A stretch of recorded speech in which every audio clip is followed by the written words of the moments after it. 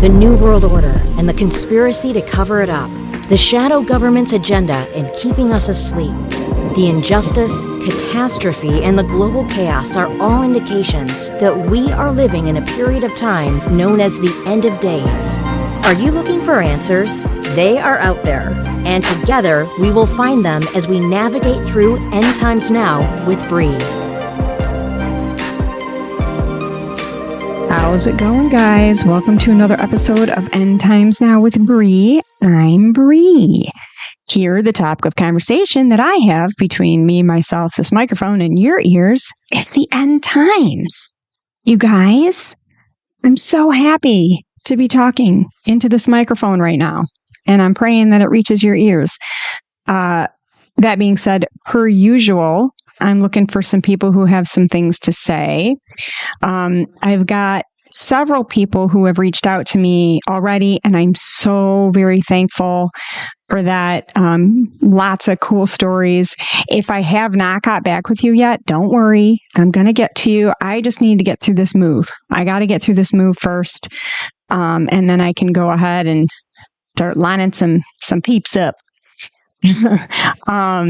Speaking of the move, thank you guys for being so patient with me.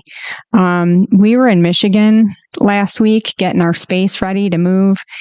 And although it was a blessing, God definitely showed his hand on that whole situation. We were thinking it was going to kind of be a little bit like World War III. But it wasn't. It was really great. And I was happy to be in the position to be able to be of service. So, it was wonderful. It was a blessing. And, anyways, but that still being said, it was crazy, cause we really did. It was only by the grace of God. We were able to get done what we got done. And then of course had to, drive back. So it's 13 hour drive there, 13-hour drive back, and a kid that has to pee every 2 seconds. So, I appreciate you guys being patient with me. And I just want to thank you so much for all the encouragement and all of the support. I just really appreciate it. And I know my husband does too. And I wanted to tell you guys something kind of funny. 4 years ago, you may have heard this story. 4 years ago, when we left Michigan, my husband was fired from his job. And when we got to South Carolina, it was the Super Bowl. And the teams that played happened to be the Chiefs and the 49ers.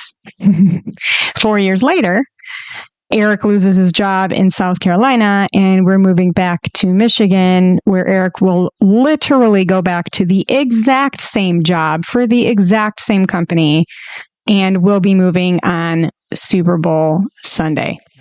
Who's playing? Yeah, the Chiefs and the 49ers.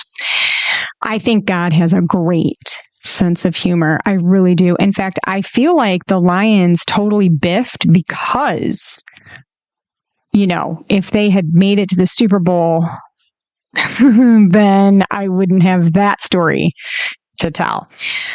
I know that's a little narcissistic, and I'm obviously just joking, but I mean, I kind of feel like God has to be joking too, right? Anyways, so all that said, I may be a little bit MIA for the next couple weeks.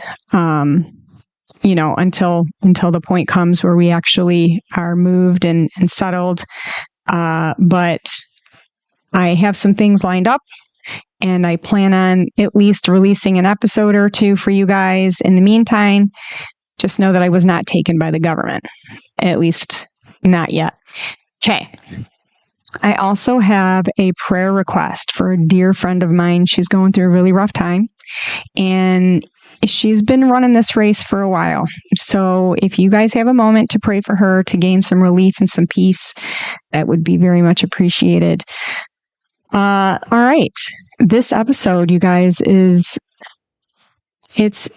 really should have been like 3 episodes, and it should have been a little bit deeper, but I kind of figured that it was deep enough the way it is. And I figured that there would be enough subtopics to go off of within this that it would be amusing to get into. So even though this is going to be a juicy one, I chose to hold on the quote unquote subtopics. So the question for today is, what's so new about the New World Order? And the answer is absolutely nothing. There's nothing new here. Only the information that's divulged might be new, but there ain't nothing new going on here. These guys have secrets and rituals that aren't so secret anymore, right? And they've put it out there, at least in my opinion, for everybody to check out and see. But I feel like, unfortunately, there are still some of us who are missing it, which is fine. That's we have to work together, and iron sharpens iron, right? So let's see, Ephesians chapter 5, verses 7 through 11. Therefore, do not become partners with them. For at one time you were darkness, but now you are light in the Lord. Walk as children of light, for the fruit of the light is found in all that is good and right and true. And try to discern what is pleasing to the Lord. Take no part in the unfruitful work of the darkness, but instead expose them. So guess what? That's what we're going to do today, or at least part of it. So, starting out, quote, since I entered politics, I have chiefly had men's views confided to me privately. Some of the biggest men in the United States in the field of commerce and manufacture are afraid of somebody. They're afraid of something. They know that there is a power somewhere so organized, so subtle, so watchful, so interlocked, so complete, so pervasive, that they had better not speak above their breath when they speak in condemnation of it. They know that America is not a place of which it can be said, as it used to be, that a man may choose his own calling and pursue it just as far as his abilities enable him to pursue it. Because today, if he enters certain fields, there are organizations which will use means against him that will prevent his building up a business which they do not want to have to build up. Organizations that will see to it that the ground is cut from underneath and the markets shut against him.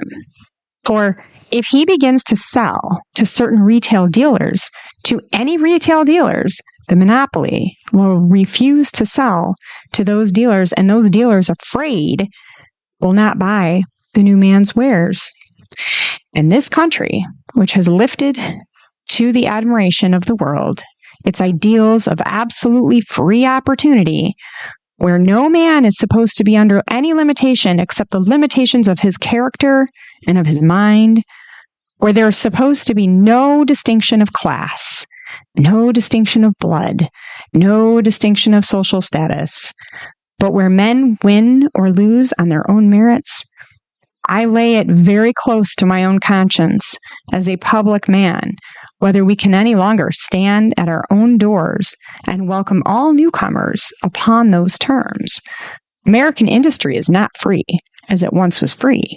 American enterprise, not free. The man with only a little capital is finding it harder to get into the field, more and more impossible to compete with the big fellow. Why? Because the laws of this country do not prevent the strong from crushing the weak. That is the reason, and because of the strong have crushed the weak, the strong dominate the industry and economic life of this country. No man can deny that the lines of endeavor have more and more narrowed and stiffened.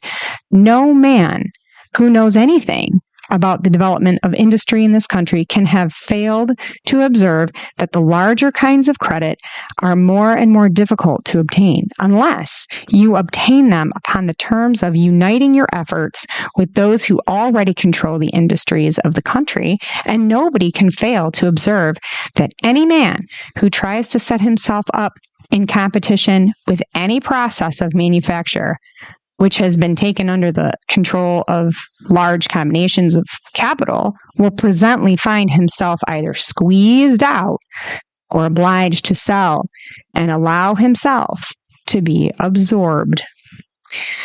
Now, end quote.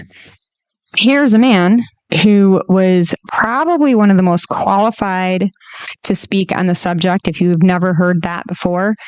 That was none other than Woodrow Wilson in his book, The New Freedom, that he wrote in 1913, which also happens to be the year that the Federal Reserve was enacted by Congress, which we'll get into a little bit later.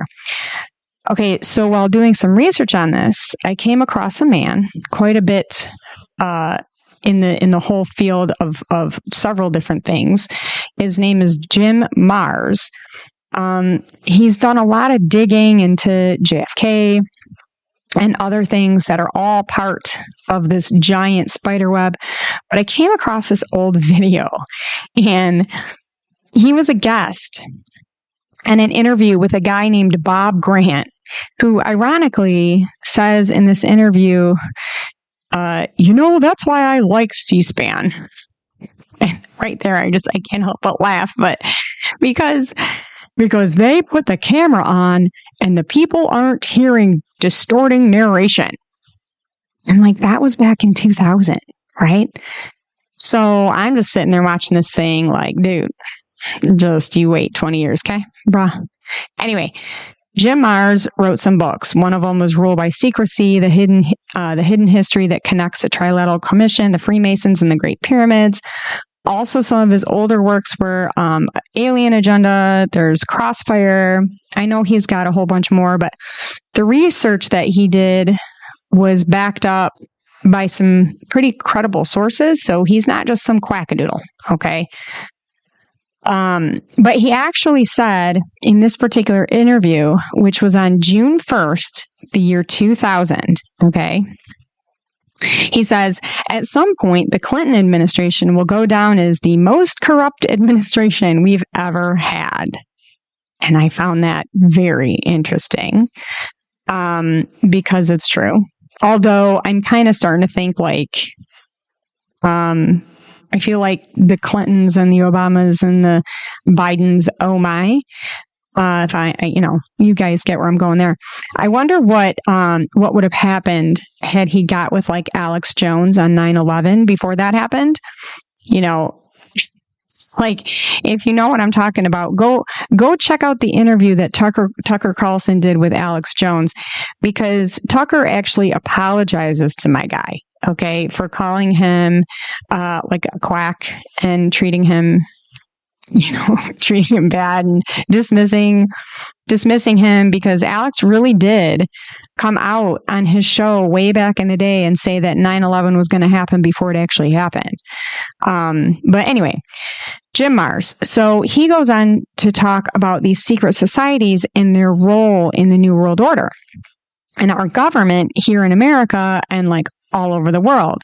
And what I found funny was that everything he said back in 2000, people would have easily labeled as conspiracy theory, except while it may be a conspiracy, a theory, it has definitely turned out not to be. And the people that were calling in were definitely along those lines of, this guy's a quackadoodle. And now I'm just sitting there going, yeah, he's going, okay, how you like me now? Anyway, so the question is, how did the New World Order come to be in the first place, right? This is an age-old question. This is not new. There's nothing new about the New World Order. Isaiah chapter 46, verses 9 through 11 says, remember the former things of old, for I am God, and there is no other. I am God, and there is none like me, declaring the end from the beginning. Now think about that for a moment. He's saying he knew the end from the beginning. And actually, I'll add that there's a prophecy in the very words in the beginning, Genesis 1:1, when broken down in Hebrew, and it's called the Bereshit prophecy, but I'll save that for another time, okay? But he goes on to say, and from ancient times, things not yet done, saying, my counsel shall stand, and I will accomplish all my purpose, calling a bird of prey from the east, the man of my counsel from a far country, I have spoken, and I will bring it to pass. I have purposed, and I will do it. So I'm kind of inclined to think that he was serious. You know what I'm saying? Also, that particular version was the English Standard Version. If you read it in the KJV, it's a little bit different. But yeah, so he said it, and I believe him. So from that, we can deduce that the New World Order actually goes back to the beginning of the book, right? And so if we do that, then we can see that there's a blessing given by not only God, but also Satan, okay? Because Satan mimics God, right? So Satan blesses 13 lines that go back to Ishmael. And it went on from there and began to emerge about 1,000 years after Christ. God basically set that marble in place there, but then we really see things begin to move when God truly flicks that marble into motion in the year 1913. This is when the Federal Reserve actually becomes an official thing. But remember, this quote-unquote dream didn't actually start there. It all started well before that, and I'm going to go ahead and break all that down for you. So what we will see is a culmination of secret societies who, when we peel it back, like the onion that it is, all of them have the same roots and all believe the same thing. But just like Satan, they all, they have to masquerade as something other than what they really are, right? So they masquerade as light. So, what a poser, right? He's mimicking God. Satan's a poser. However, I want to make something really clear here, because I have gotten some emails regarding family members that have been in secret societies and so on and so forth. It's really important to understand that not all of these people who are in secret societies are bad guys. Okay, there's a reason why 1% is a thing. Okay, I think it's symbolic of why the dollar bill has the New World Order symbolism written all over it. Everyone has access to it. We just don't have access to all of it. Does that make sense? Okay, you guys catch my drift there? But in speaking about one secret society that's well known amongst the population, Jim Marrs puts it like this, talking about the Freemasons. He says, Freemasons have an outer circle versus an inner circle. One does not know what the other is doing. And he goes on to give a quote by an author named Mason Williamhurst, saying, the meaning of Masonry is a subject usually left entirely unexpounded on and therefore unrealized, save the few that make it their private study. So, to my friends out there who have family members who are Masons, please don't get me wrong, okay? I'm in no way saying that these are bad people. It would be like saying that a person who works for the CIA is a bad person, and that's just not true. All right. In fact, there's a movie called Alias. It's a show, and it's called Alias. It's with Jennifer Garner, and it was done like 100 years ago. But go watch it because it's a perfect example of what the inner circle versus the outer circle actually looks like. And again, by no means are these guys bad people. I really think that the higher up it is, I think you really need to get into the 30s, okay, to really know anything about anything, because that's how secret they are. And in all reality, if you think about it, you really can't stay secret if there is no secret between two people, right? And so since there's more people, the best thing to do then is to hide out in plain sight, right? Okay. Quote, the real rulers in Washington are invisible and exercise power from behind the scenes. And that was Felix Frankfurter. I don't know why I'm laughing. I hope there's nobody out there named Frankfurter, because all I think is a hot dog.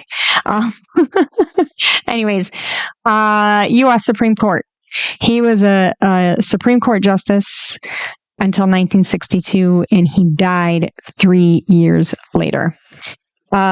So the players sitting around this new world order roundtable have one agenda, and it's money, okay? But it's not just money. the money brings the ultimate end results. But if you control the money, then you control everything. And now that's at least what they believe, right? And so they understand that division is key here. And so they can pull the strings of the world. So they use the world leaders and they create chaos, which ultimately brings war, which ultimately brings money because military-industrial complex, right? And so on. But here's the thing. I often wonder if they know this or not, okay? Like, I wonder if they're sitting around the table and, they're like planning this stuff and they know what they're doing, or if they're just like puppets and they have no idea, but ultimately what will happen is they will call war after war after war after war in order to ultimately bring about peace. I don't know if they know that. Okay, I really don't. But that's what's going to happen. When they finally pull out that peace card is when their quote unquote final ruler, i.e. Antichrist, will come on scene. Okay. But until that time comes, they are calling war after war after war. They are calling for division, which is why Jesus says that in the end of days, there will be wars and rumors of wars, so on and so forth. Barbara Walter is a political scientist. She's a woman who studied civil wars for over 30 years. She was recruited by the CIA to work a special task force that was aimed to at predicting civil wars. And here's what she had to say at a TED Talk that was on August 15th of this past year. But before I go into that, I want to address the fact that she also brought up white men marching on the Capitol January 6th, okay? And when she did, literally anyone with a brain could tell she was like uncomfortable making that statement. But we all know that that statement is the narrative that they want to push, right? White men marching on the Capitol January 6th, it was bad. It was all Trump's fault. And that's the narrative that they want to push. But you could clearly see that she was uncomfortable. Either she was forced to say it and didn't really believe it, which I'm like inclined to think that working with the CIA could, have the potential for such a situation, just saying, or she believes it and doesn't like the fact that she believes it. Either way, here's what she had to say. Quote, "The people who tend to start civil wars are not the people who are most oppressed by their government. The people who tend to start civil wars are the groups that had once been politically dominant but are now in decline." End quote. So now that brings me to what's up with Texas. If you don't know what's going on with Texas, let's go over this real quick, okay? There's 8.6 million illegals that have come over the southern border of Texas in like the past 3 years. 169 of them were caught and were on the FBI terror watch list. And the fact that they only caught 169, that was just in 2023, okay? Out of 8.6 million. Like, let's look at the odds of that, right? There's more out there. There can't just be 169 out of 8.6 million, right? As a result, the Texas governor, Greg Abbott, said that Texas's constitutional authority to defend itself is the supreme law of the land, and it supersedes any federal statutes to the contrary. In response to Abbott doubling down and adding more razor wire to the border, Representative Joaquin Castro, who represents parts of San Antonio, called for Biden to take control of Texas National Guard because there's no invasion going on there, right? I mean, 8.6 million people, that's nothing. That's not an invasion. That's 3 whole Nebraskas, you guys. Okay? 3. So basically, they're doing the whole, let me close my eyes and then you can't see me thing, Anyway, so here's what's happening. So as it turns out, it's not just Texas that's irritated with this whole issue. 25 states, half of our nation, stands behind Texas, except here's the thing. South Carolina is on that list, right? But we're leaving South Carolina. I'm going to Michigan. Michigan is not on that list because Gretchen Whitmer. Anyway, guess what? My state governor does not speak for me. You hear that, Gretch? You heard? You don't speak for me. And I'm willing to bet that there are a whole lot of people out there in all sorts of states with bought governors who recognize that this is a fight for our nation and will also be willing to do what's right. There is, in fact, a right way and a wrong way, period. Will I give you food? Yes. Will I give you water? Yes. Will I drive you to apply for your citizenship? Yes. Jesus said, what you do for the least of these, you do to me, right? He also said, give that which belongs to Caesar, and that which belongs to God, to God. So I kind of feel like that hits the mark. You know what I'm saying? I don't know. Let me know what you think. So now that you guys know this, I want to turn your attention to a preview of a movie. You may or may not have seen it. It came out about a month ago. When I went onto the YouTube channel, and you guys are going to have to forgive me on this stuff because I don't really pay attention to movies and whatnot. A friend of mine actually sent this to me.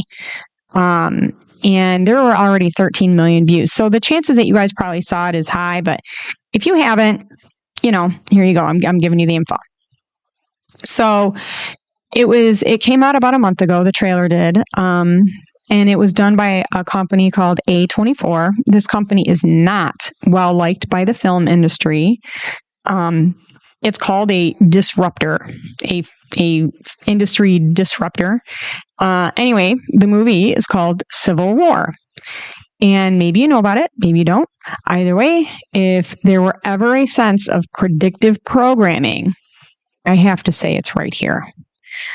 I'm going to put a link in the description for you guys, but literally it's what we see happening right now. This movie comes out in the spring, and I don't think that it's on accident. How do you make a movie?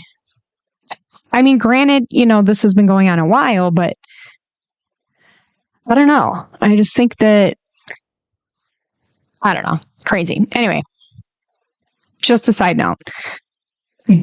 Go look. Okay, so when I was doing this and I was typing out some stuff and the YouTube, it just kept going in my ears, but I wasn't looking at it.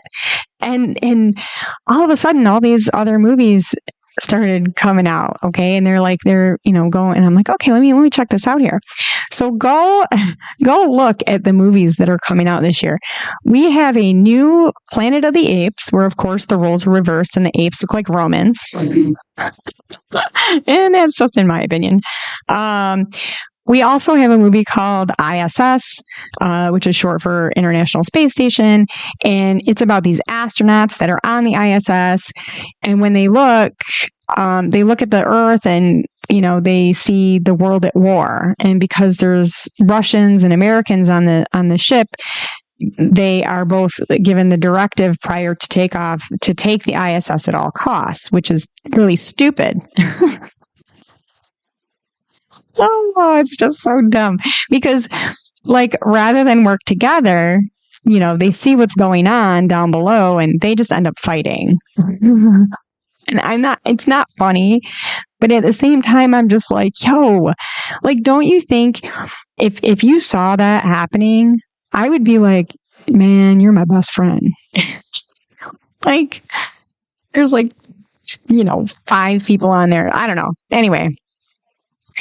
So, all right. So then we have a movie called Tim. Oh boy. So, I mean, I kind of feel like it wouldn't be right to throw, all of these movies out here without putting an AI movie in with it, right? So this woman ends up integrating a robot into society, and he's like her butler / servant or whatever.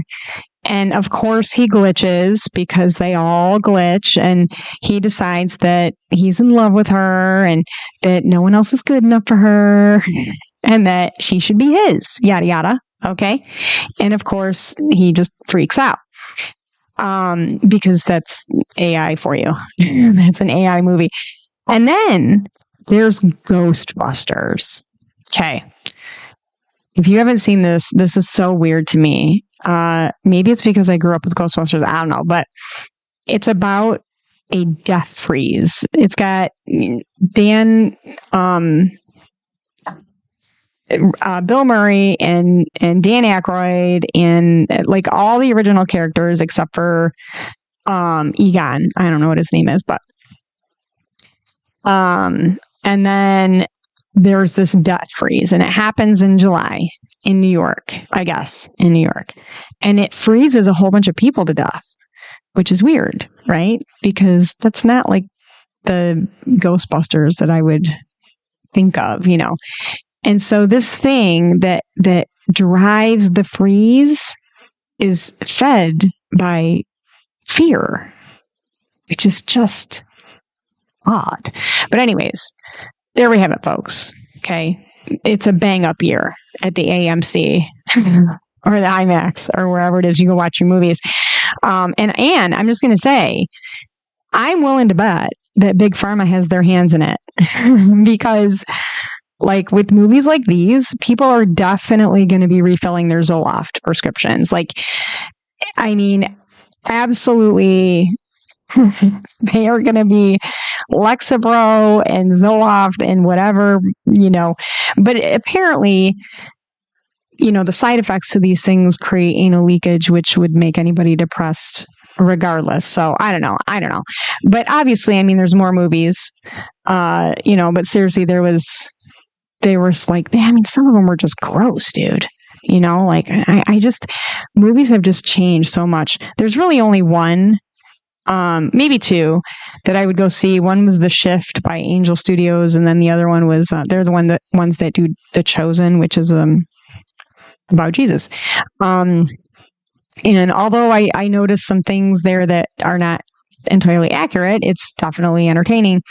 But The Shift and then Dune Part 2, I would probably see, and then Civil War, because I want to see it, you know, because predictive programming. You know, and all I can think about is, remember Mork and Mindy or like Alf? Like, they were pretty sophisticated, right? Nanu? Anyways, I'm a loser. I know it. I don't watch TV. I don't watch movies. Literally, if I do get to watch TV, it's Expedition Unknown with Josh Gates, like 100 times. I watch Monk with my kid. We've literally watched the entire series, like, I don't know, maybe 10 times.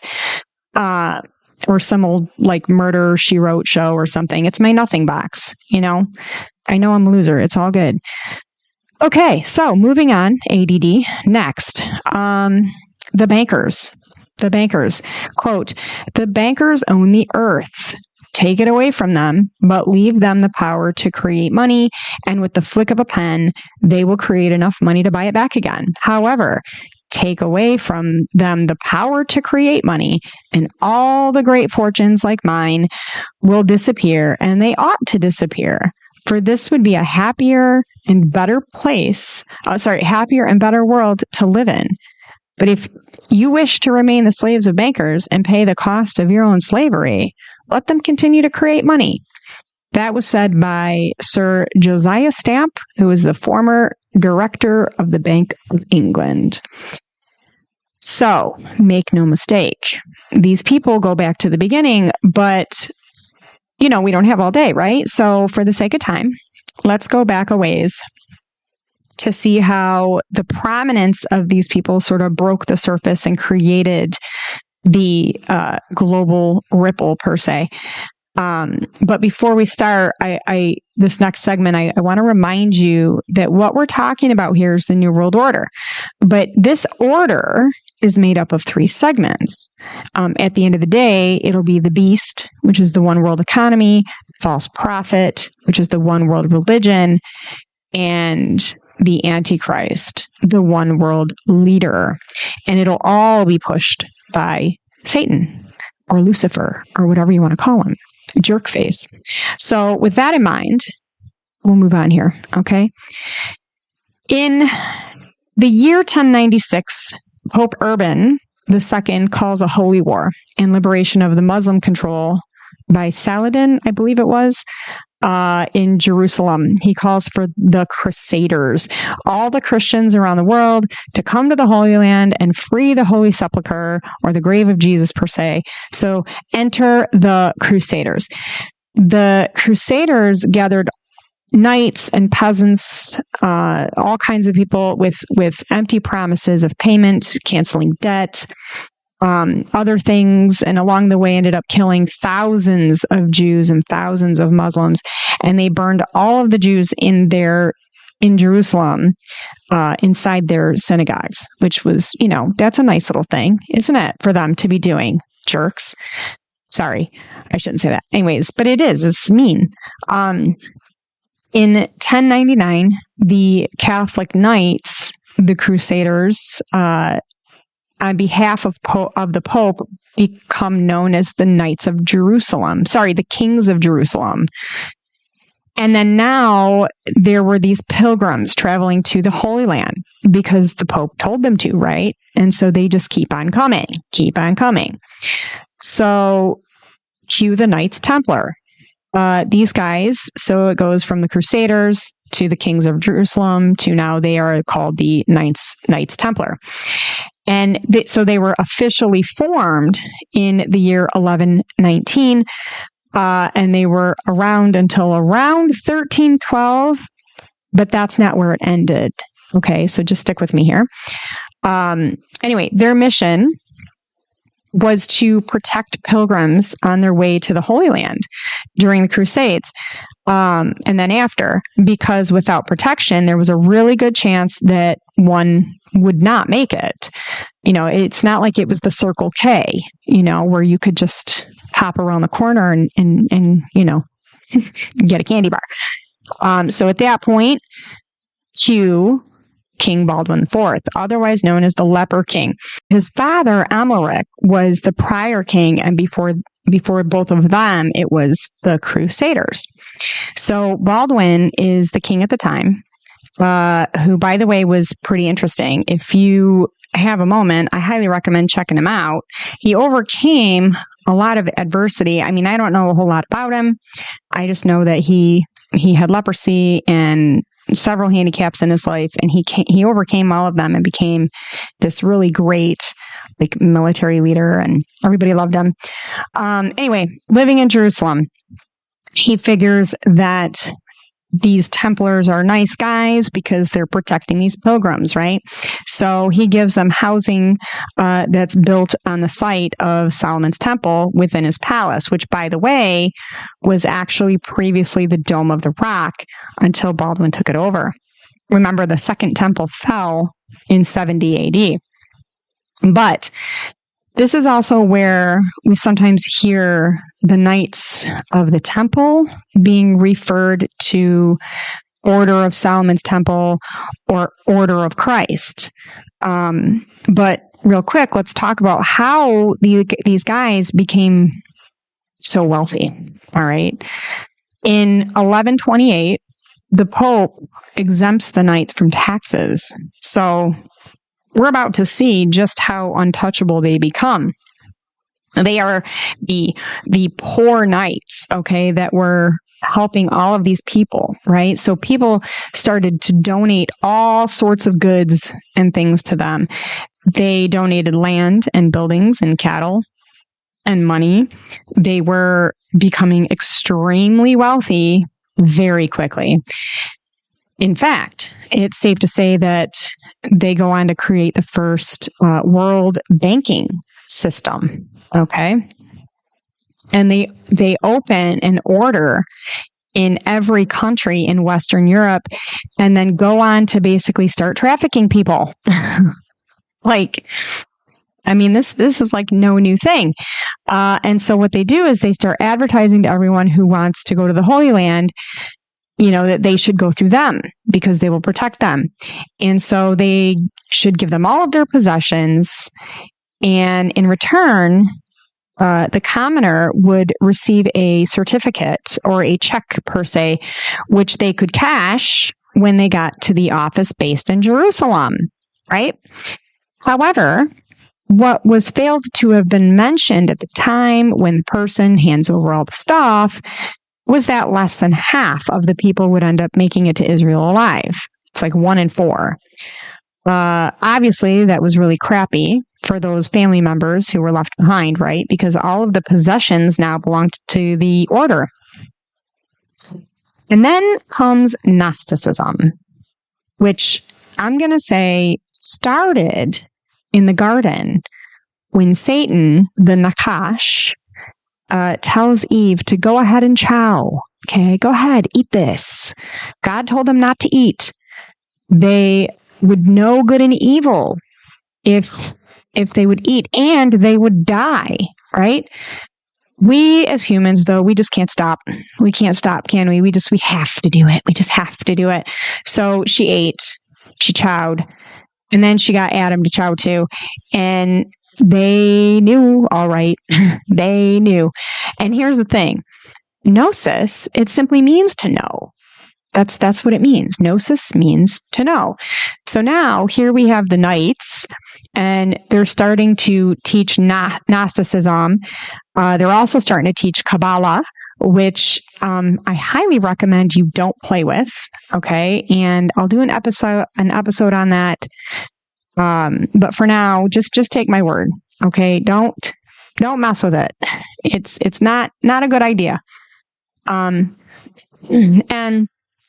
they also start hanging out with a group of Muslims called Hashashins, where they start smoking some really strong pot all day long and brought themselves to, quote, enlightenment.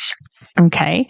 So here they're smoking hashish and killing their political opponents now, which is how the word assassin came to be. And so the result is a violent faction of Knights Templar who in 1307 end up admitting to King Philip IV of France, that they were taking blasphemous oaths against Jesus Christ, as well as committing violent crimes upon admittance into the order. So they're like hazing. They're hazing, right? They said that they had been shown the cross, and when they were asked if they believed in Jesus, if they said yes, they would be beaten and brainwashed into believing that it was wrong, that Christ was a false prophet, and that Baphomet was their god.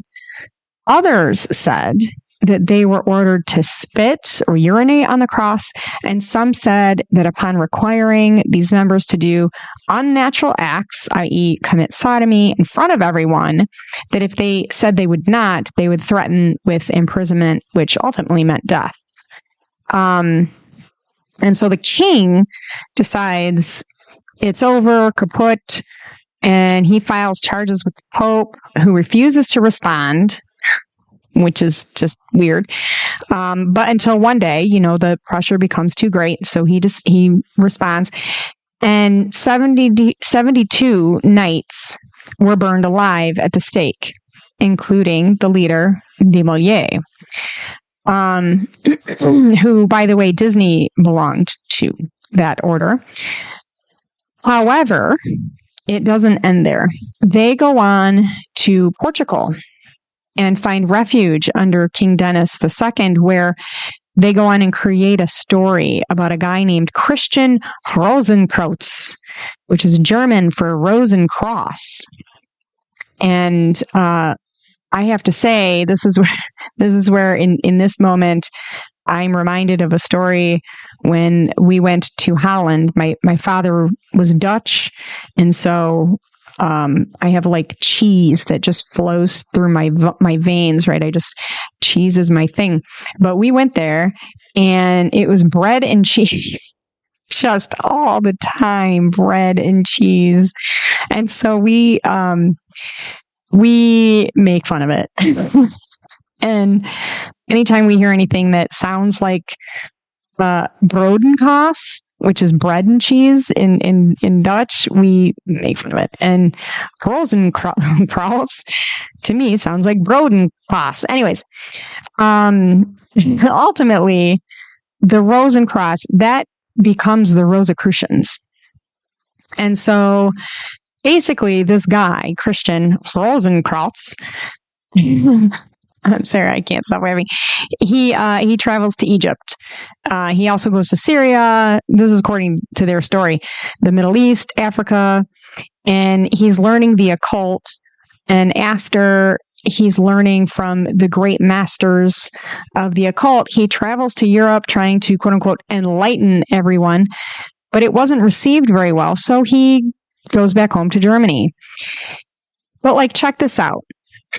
Pope John the 22nd, I believe, he passes another papal bull authorizing King Denis to grant the Templars property to the Order of the Christ, which you have to know if you're the Pope, right? You have to know that these guys are Templars, right? You can't for 1 second think that these guys don't know what they're doing. They have more money than most of the royalty, let alone the Vatican, So you got to know that that's what they're doing, but whatever. So the Knights, they get this papal bull and they change their name to the Order of the Christ, and the Knights of the Order were committed to vows of poverty, chastity, and obedience to the king. So basically, this is the Templars under a new name, and the first Grand Master is Dom Gilmartin. So I'm sitting here going, does anybody else notice a theme here with the title Grand Master? I don't know, I'm just wondering. But there's something that comes into play that I don't think many people know about, and that is the Jesuits. If you go to their website, they too take an oath. It's the exact same oath as the Order of Christ, or the Templars, per se. Poverty, chastity, and obedience. And these guys are little tricky monkeys, okay? Because when you go to their website, it's all, we work for Jesus and whatnot, and we love the gospel. But when they talk about applying the spirituality of, they say, Ignatius was where they got their ideals from, and he was a soldier turned mystic. And it talks about applying the spirituality of Ignatius to your life. And I'm sitting here going, well, whatever happened to applying the spirituality of Jesus to your life, Mr. Jesuit? I'm just curious. But listen, the upper echelon and high rankers here will do anything to further the agenda. And the agenda from these guys comes from the papacy. And I'm not trying to offend anyone here. Okay, so just to let you guys know, I'm just giving it, the way I'm getting it. And I'm not trying to offend anybody. I'm not trying to say that if you're Catholic, you're evil. So please don't think that. But there are some things that you may want to research regarding the religion itself and where it's headed as of today. Okay. I've heard many different takes on what the one world religion will be. We know there has to be one.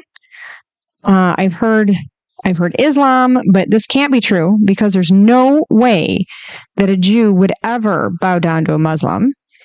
That's just the way it is. And then, also the last I checked, I don't think that the Jews have generally been recruiting lately. I'm just saying. I kind of feel like the Antichrist will be a Jew. And I feel like he would be a Messianic Jew. Maybe, I don't know, because of the fact that I think he would come from the tribe of Dan. I'm more inclined to think that. Okay. And so for me, that leaves a Catholic Pope. Catholic means universal, which is exactly what the one world religion is meant to be, right? Global, united, universal, right? And so actually, some of the things that the Pope has been up to lately totally go against the Bible and what the Bible says. So let's just see what the Bible has to say about this, okay? Romans chapter 16, verses 17 and 18 says, I appeal to you, brothers, to watch out for those who cause divisions and create obstacles contrary to the doctrine that you have been taught. Avoid them. For such persons do not serve our Lord Christ, but their own appetites, and by smooth talk and flattery, they deceive the hearts of the naive. Literally, that is the entire New World Order addressed right there. So now, to the era of Enlightenment. It is the 18th century. And during this time, the occult was absolutely rampant.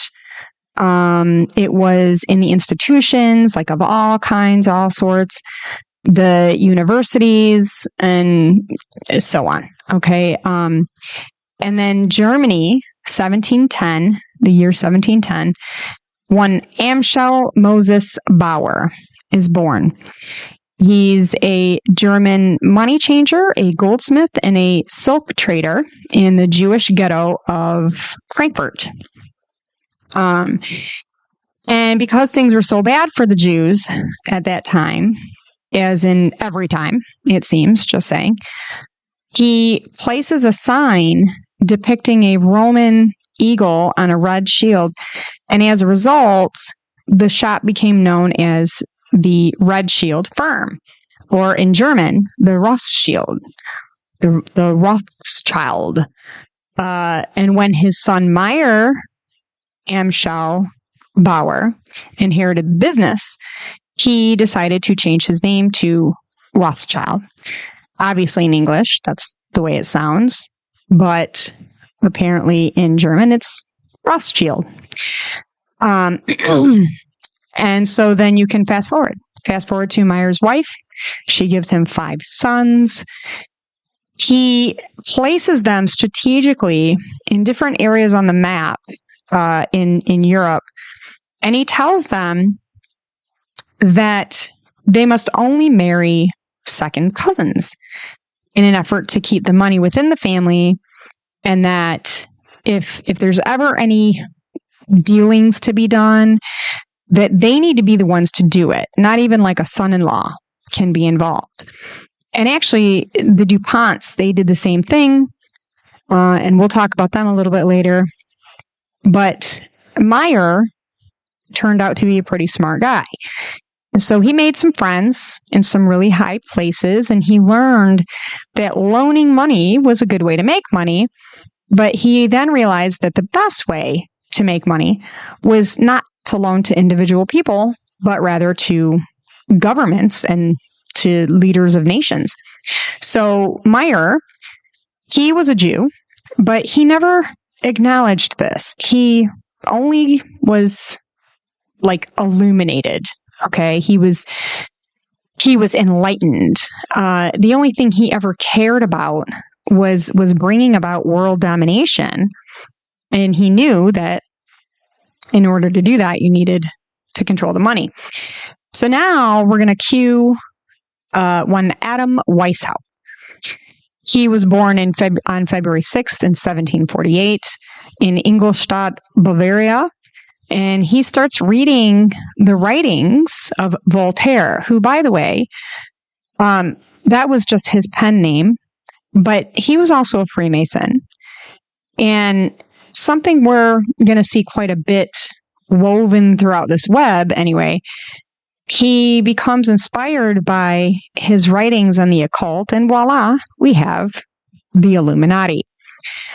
What's interesting is that he opens the first Order of Illuminati on May 1st, 1776. I find that just a smidge ironic, knowing the history of our founding fathers. And so here we have Adam Weishaupt, who happens to be also a Jesuit priest. And he's influenced by the occult. And then we have Meyer Rothschild with his money. And now they're teaming up to take over the world. So how is that happening? Well, there were these writings that surfaced called the Protocols of Zion. And this was pure propaganda that said that the global issues that the world had was because of the Jews. And here we have the authors, are Meyer and Adam, but they knew that they couldn't just put their names on it, right? Because the whole world is up in arms, because here you have these guys trying to take over the world and nobody knows who's doing it. And so, there you have that. And so it's important to understand that they didn't care. They did not care about anything other than serving their agenda, which ultimately aligned with Satan, whether they knew it or not. They were double serving and they were dirty. They did not care who got hurt. So Meyer has some kids, cue Nathan Rothschild. As Europe holds its breath, okay, they're all sitting there wondering what's going to happen with this particular battle at Waterloo between Napoleon and the British. Nathan plants a secret spy at Waterloo who comes to report just 3 days into the war that Napoleon is losing the battle. Nathan, with, all of his integrity in the world, runs off to the Defense Department and hollers, my guy says that Napoleon is winning, and then starts to sell off all of his stocks. Okay. And so as a result, everybody else is noticing this, and everyone else starts to sell off their stocks as well. And so the stock market of London crashes because of this. So during the crash, Nathan is he's waiting until the very last minute. And as soon as his guy, as soon as everybody gets the word that Napoleon is losing, Nathan buys up literally everything. Just before that word gets given, he buys up everything. And once everybody found out that Napoleon was losing, everybody else started buying up too. So, but he got everything on, pennies of the dollar, right? And so the market starts to come back up again. And this obviously made him a very, very rich man. And while he was becoming the richest man in England, he purchases the Bank of England, and his brothers were in America buying the Bank of America. So obviously, it's a coup. And so during World War I, the British Rothschild family, they earned another $100 billion by loaning money to warring nations. So by 1925, their wealth was an estimated $300 billion. Billion. And then by 1940, that figure increased to 500 billion, which was then about double the entire wealth in the United States of America. And by figuring a modest, 5% annual increase since 1940, we can estimate that the Rothschild would have accumulated well over $7 trillion.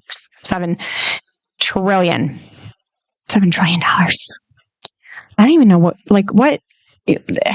how does anybody even do anything with that? I don't even know. Quote, It is well enough that people of the nation do not understand our banking and monetary system, for if they did, I believe there would be a revolution before tomorrow morning, end quote. That was said by Henry Ford. He's a 33-degree Mason. He was initiated in 1894 at the Palestine Lodge. And moreover, a self-proclaimed loud and proud Jew hater. And I don't want to get into this here, but he was really tight with Hitler as well. So as of 2018, which, it was a little while ago, Wikipedia says that Abkhazia, Cuba, Iran, North Korea, Russia, Bolivia, and Syria are the only countries without a Rothschild bank. So even after World War II, people could still see this footprint of the international communist conspiracy, right? As it never really died, did it? It's alive and well today, and we're literally seeing this far left Marxist agenda take place in America right now, right? That is the Protocol of Zion. And so Illuminati ends up getting banned because right? And so, but that's not the end of it. That's not the end. We will see that these quote unquote secret societies do a really great job of mimicking exactly what Satan wants them to mimic. And so they go off and they hide for a minute while they, go and change their wardrobe and then reemerge as a new band, a new gig. And so cue the Freemasons. They were formed back in 1717 officially. And back then, it really was just a bunch of dudes kicking it. Okay. Like, I feel like if they had an Atari, they'd be ordering pizza, playing Pong. Okay. But alas, no Atari for them. These guys were legit. They were bricklayers, and they were builders who built cathedrals and things like that. And they were honestly just looking to do something good with their time and their money. And, they just wanted some fellowship. But by the time 1801 rolls around, the Illuminati, being officially banned, has infiltrated literally all of the lodges. And they're not just in the lodges, they're all in really high ranks, turning all the lodges into pretty much Illuminati lodges. And if you look at the symbolism in these lodges, you will see it. Okay. You will absolutely see it. Like, I don't have to, I don't have to describe it to you. You just have to go online and look it up and you will see it. But during that time, the Grand Master was none other than Albert Pike. He was a 33-degree Mason, and he was the Grand Master, and he was recruited by Weishaupt himself. And he goes on to write a book called Morals and Dogma. And on page 321, he writes the following. He says, Lucifer, the light bearer, strange and mysterious name given to the spirit of darkness. Lucifer, the son of the morning. Is it he who bears the light? Doubt it not. Okay, cue the 20th century. So now what we have is a bunch of watertight turd holes with names that are well known, yet they remain in the shadows of the almighty dollar, and now they're running the world. It's the stuff that, makes us feel all nice and warm and fuzzy inside, right? But in truth, at this point, I kind of, I feel bad for a lot of these guys, because as I'm sitting here and I'm thinking about how Jesus doesn't want me to throat punch one of these guys into, their face hole. And so I won't do that. And I also will try not to want to punch them in their face hole. I realize, though, that these guys don't really have a life. Okay. They don't have a life. They've been brainwashed and probably bribed, just like the old Templars were. They're cold-hearted, and so what I really should be doing is praying for them, right? Yes. Okay. So that's what we do. We pray for them. And so this brings me to that marble that I spoke of earlier. In 1913, the Federal Reserve Act was passed by a bunch of bribed congressmen. And it was during Christmas vacation when most of the senators were at home. They were celebrating with their families.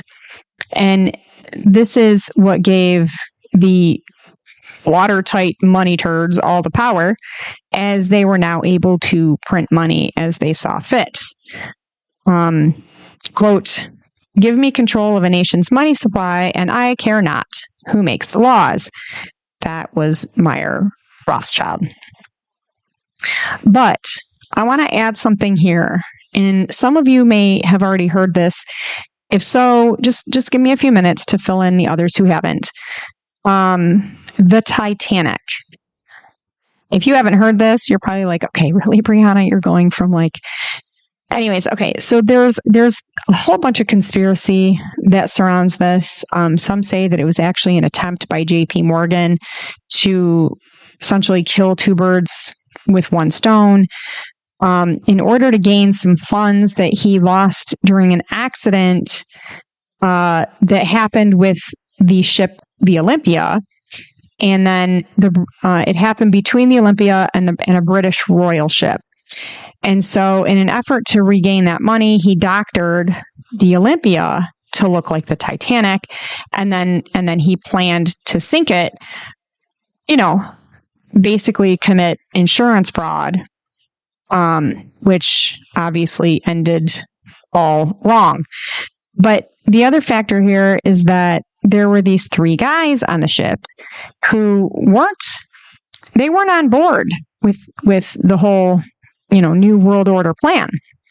They were against World War I, and they were against the Federal Reserve, but they were on board the Titanic, quote, the Titanic, when it went down.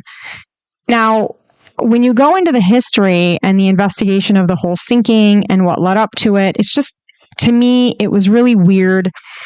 When you read the transcripts and whatnot, it was weird how the captain deals with it all. Okay, Captain Smith. Apparently, he was a Jesuit, and it's the Jesuits, i.e., the Vatican, that actually end up pulling the strings of these rich guys, right? And so the rumor is that a Jesuit priest, Father Frank Brown, he becomes a prominent documentary photographer and a much decorated chaplain in the British Army in World War I. And it was his job to photograph these guys on a ship. So when I went onto Startpage, and I'm looking, and I noticed this. It's the DC Diocese.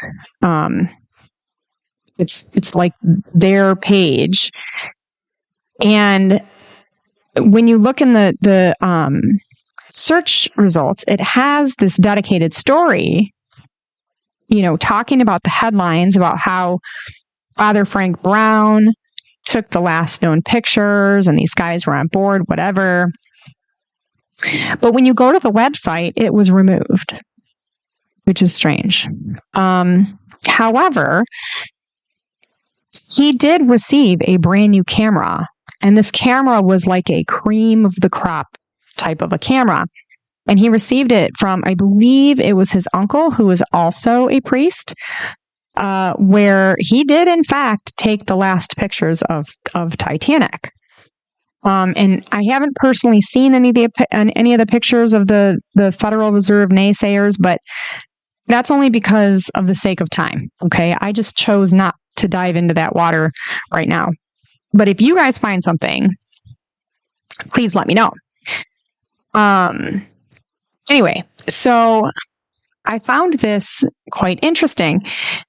This theory, considering that it sunk in 1912 and then in 1913, the feds were enacted. And really, I kind of feel like all the pieces fit because Morgan was kind of a snake. You know, he was also a turd. And so seeing his financial interest was involved and how he handled other dealings monetarily, like Tesla's Wardenclyffe, I wouldn't put it past him to do such a thing. If you don't know what he did to Tesla and Wardenclyffe, go check that out. That was just horrible. But anyway, next on the list of ick, we have Mr. Cecil Rhodes. Okay, so Cecil Rhodes and his Council on Foreign Relations, this started in 1921 and was taken over by Rockefeller in 1930. And I'll add that there have been some exposés written and released by both the left and the right regarding these quote-unquote unelected rulers, okay? But the bottom line is that they advise the talking heads who speak on these policies. They ultimately do get the policies themselves ultimately do get voted on. Not saying that the vote matters or anything. I'm just saying. So not only was Cecil this racist and like pro-slavery, dude, he was just an all-around like evil guy, in my opinion. And so, and he was getting paid. And so while the Council on Foreign Relations is taking off, at the same time, we have the British equivalent in Europe called the Royal Institute of International Affairs. And just above these guys are a whole bunch of round table groups or think tanks, if you will, which were initially named by Cecil Rhodes as the Association of Helpers. Like, I feel like we're in, Girl Scouts, Boy Scouts, whatever. Anyway, he goes on to set up the Rhodes Scholarships, which was funded largely by the Astors in order to recruit top men from all over the map to attend Oxford University, which has a branch in virtually every university everywhere. Okay. But he did this so that these guys could be initiated and indoctrinated into the Illuminati, and so that these guys could learn about how to bring about a one world government. I can't imagine them actually saying this to these guys, but I can imagine after a certain amount of time, it doesn't take long for someone to lose their scruples. And so I feel like, at some point they would have either come out and told them or, something.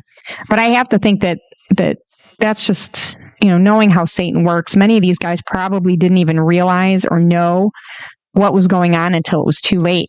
Like here they are, they got the scholarship and they're all excited because they get their school paid for. And, then they get invited to a barbecue and all of a sudden they find themselves, at the Bohemian Grove. Like, whoa, dude, I just wanted a burger, but I digress. So, but if you go and you look at the recipients of this scholarship, some of them just click. Like the puzzle piece just totally fits, and you can just see it. It's just the writing is on the wall. We have. You should go check it out. I encourage you to go check it out. You have Edwin Hubble, which that's self-explanatory. But also, you have a guy by the name of Elmer Davis, who was an American newsman. And this is way back in the day, you guys, okay? But he wasn't just a newsman. He also was the director of the U.S. Office of War Information during World War II. And I'm sitting here looking at that going, gee, that's not a conflict of interest or anything, right? No, not at all. Then you have Robert Hale, who was in the House of Representatives in the 40s and 50s. Whitney Shepherdson, he was a male, not a female. He was a World War II Secret Intelligence branch head. John Feiner, who was the United States Principal Deputy National Security Advisor from 2021 to present, and the Director of Policy Planning. I mean, and that's just, like a couple. And there's hundreds and hundreds of people on this list. Unless I missed something, though, there was one rabbi. She was a female, to boot. And she was on that list. And then back in the day, there was a bishop with the archdiocese. But, everyone else is like pushing pretty much on that list. Everyone's pushing the evolutionary theory in their field. And so I kept looking. I thought this one was funny. I'm totally going to butcher this, and I'm sorry. It's Ntogozo Kwabe. And this guy, he's the co-founder of the Roads Must Fall Foundation. It's a protest movement asking for the removal of the Cecil Rhodes statue because, well, he was a jerk. But still, I think that's hilarious. They gave him a scholarship and he's like, you know what? I'm going to use it for this movement to get rid of this dude. All right. So here's the thing, guys. That list, obviously, it's huge. It's been there since 1902, and there've been over 100 of these scholarships awarded, if not more. The list is filled with people who go on to be presidents of universities all over the world, CEOs of companies, high-ranking positions in the government. Bill Clinton is on that list. But, there's chief justices and, Supreme Court judges, and there's athletes, lots of cricketers. There were like 2 football players, but like American football players, lots of cricketers. They like cricket. And of course, there were some Olympic athletes. There were actors. Rachel Maddow is on that list, which I don't get it. I kind of feel like, maybe my 11-year-old is a little smarter. But anyways, I'm just saying. I know it was probably mean. I shouldn't have said that. But here's the thing. There are other people. There are just so many people on this list. And so my point is that this guy was certainly plugged in. Okay. He was definitely a chess piece for the New World Order agenda. And next, we have the Bilderberg. So we're going to talk about this for a second. This was reserved only for the elite of the elite. Okay, these people who find themselves with an invitation to a meeting become known as a Bilderberger. Bilderberger. And so, what is it with these people? They cannot find like better names. I don't get it. So, Hillary Clinton, she was actually the first female to attend a Bilderberg meeting. And I'm quite sure, like, is this a surprise to anyone? No one's surprised. Okay, good. Oprah made it to that list too. But in short, this monster was basically a bunch of rich and quote unquote influential people who got together around what I would think to be, a really awesome bonfire. Although I don't even think they know what that is. But they would discuss what to do with all the annoying peasants in the world and, how to handle all of us.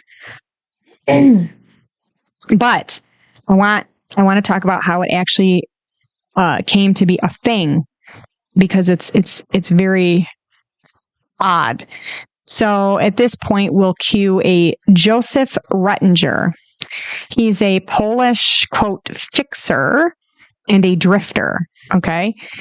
And he goes on to see this need for a bunch of people to get around this said bonfire with some s'mores and whatever in an effort to calm down the drama queens within the British and American groups over the Cold War disputes. And so Rettinger approaches a former Nazi SS officer, okay, Prince Bernhard of the Netherlands, and he asks him to serve as honorary head of the organization. And after establishing a small European committee, Rettinger and Bernhard, they turn their attention to the United States. So now fast forward to 1954. Rettinger meets David Rockefeller, who at the time was chairman of the Rockefeller family-controlled Chase Manhattan Bank, and then Mr. Bedell Smith, at that time, who was the director of the CIA. So Rettinger tells Smith his evil plan, and Smith says, "Why didn't you come to me in the first place?" And so by now, what we have is this multi-layer hoop cake filled with rich people backed by the CIA. Yay! Poop cake. And it's at this point when I really want to see if The Simpsons did an episode on how this turns out. But anyway, only once has there ever been a Bilderberg no-show. And it was in 1976 when the Virginia Conference was canceled after ex-Nazi Prince Bernhard was caught. He was caught taking $1 million bribe from the U.S. Aerospace Corporation, Lockheed. That's not a surprise, is it? And so, I kind of wonder too, though, is it a coincidence that Virginia is like the most popular venue for the Bilderberg conferences? I mean, I feel like there's no coincidence here, right? Langley, CIA, not trying to be feisty, just spitting facts. But this is what Daddy Warbucks, i.e. David Rockefeller, wrote in his book, Memoirs, on page 405. He says, "Some even believe we, the Rockefellers, are part of a secret cabal, a secret cabal working against the best interests of the United States, characterizing my family and me," that's bad grammar, it's my family and I, "as internationalists, and of conspiring with others around the world to build a more integrated global political and economic structure, one world, if you will. If that's the charge, I stand guilty and I am proud of it." Also, Daddy Warbucks, quote, "We are grateful to the Washington Post, the New York Times, Time Magazine, and other great publications whose directors have attended our meetings and respected their promises of discretion for almost 40 years, which makes sense when you go back in the timeline of Project Mockingbird. It would have been impossible for us to develop our plan for the world if we had been subjected to the lights of publicity during those years. But now, the world is more sophisticated and more prepared to march toward a world government. The supranational sovereignty of an intellectual elite and world bankers is surely preferable to the national auto-determination practiced in past centuries. That was David Rockefeller, member of the Council on Foreign Relations in June 1991. Which brings us to our next guest of the show, and that is the Trilateral Commission.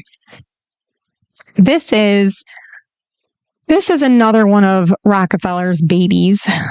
Basically, it's just a spinoff of the Council on Foreign Relations, but whatever. They have created this task force on global capitalism in transition. This is new-ish. Okay? In other words, it's not 1991. But they created this task force on global capitalism in transition that says that everyone should be living and operating at net zero, which means that they want to remove the CO2 caused by humans in its entirety, and that this should happen by the year 2050. And there are 3 ways that they're going to, quote unquote, suggest that we do this. It's all suggestions, guys. They're not going to force anything, not with anything called a task force. Anyway, the task force identifies 3 challenges meriting particular attention. First is climate change and how to accelerate the greening of our economies. Second is the digital revolution and how to ensure individual and firm access to these technologies. And third, inequalities, especially within countries, and how to ensure equality of opportunity. I'm telling you, you could have put a blindfold on me and I could have guessed that was the 3 suggestions. Okay, by embedding green into businesses, DNA, supporting proactive workforce development, investing in green innovation, promoting innovation diffusion, and compensating the most vulnerable. Seriously? Dude, compensating the most vulnerable? So basically bribery. And they're literally developing, and I'm not joking, they're developing a, quote, climate club. So bribery to be in the climate club. I feel like we're on an elementary playground here. This thing, it comes in 3 stages. And it goes like this. Sing along if you'd like. Recommendations to achieve a digital future for all. Shared understanding and direction. Harnessing the digital revolution's potential is central to 5th stage capitalism. 5th stage capitalism. Without it, a more sustainable and inclusive economic system will remain out of reach. I don't understand it. That's why one key element defining the spirit of this age should be every person should have access to the benefits of the digital revolution. Investments include establishing inclusive national digital strategies, closing the connectivity gaps, which means everyone will be on board, promoting universal digital literacy, again, everyone is on board, empowering workers with digital tools, establishing hubs to disperse digital innovation, and transforming government operations. Rules of the road will include adapting antitrust for the digital age. Did you hear what I just said? And developing a plurilateral World Trade Organization framework for digital trade.